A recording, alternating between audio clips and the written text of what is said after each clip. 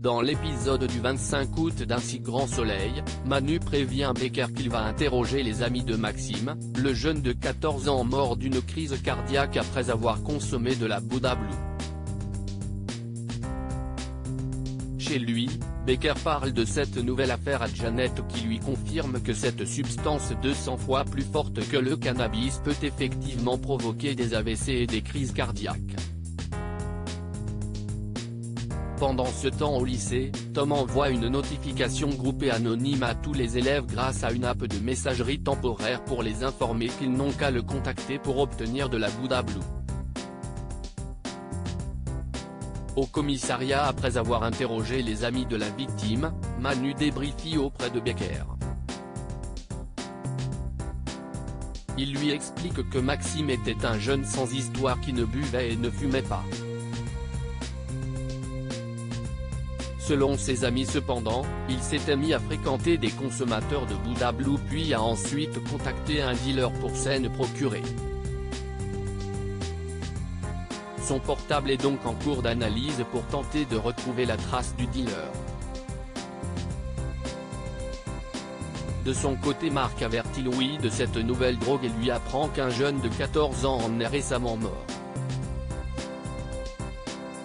Le soir après les cours, Tom rejoint Virgile et Alix qui discutent au sauvage avec Victor et Emma. Contacté par un client, Tom s'éloigne et revient avec un air tracassé par ce qu'il est en train de faire, ce qui n'échappe pas à Virgile. Noémie apprend qu'Hakim l'a trompée ailleurs à Montpellier. Margot appelle Hakim pour lui annoncer qu'elle cesse de disputer avec Ludo et qu'elle lui a balancé qu'ils ont couché ensemble.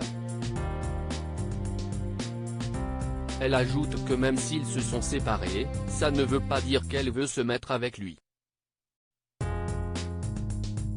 Dépité, Hakim raccroche en s'attendant à une dispute avec Noémie. Cette dernière met cependant du temps à apprendre la nouvelle. En effet, quand il arrive à la ferme et qu'il lui annonce que Margot l'a largué, Ludo ne précise pas la raison et préfère changer de sujet. Il se rend un peu plus tard au cabinet pour encaisser le premier chèque de OMF 34 et croise Margot qui continue de l'ignorer. Après sa journée, cette dernière retrouve Noémie qui veut lui parler. Margot assure qu'elle ne veut pas se mettre en couple avec Hakim si dit ce qui l'inquiète, et que ce n'était que l'histoire d'un soir. Elle réalise alors que Noémie n'était pas au courant. Une fois le choc passé, Noémie appelle Hakim qui commence par mentir avant d'admettre qu'il a bien couché avec Margot.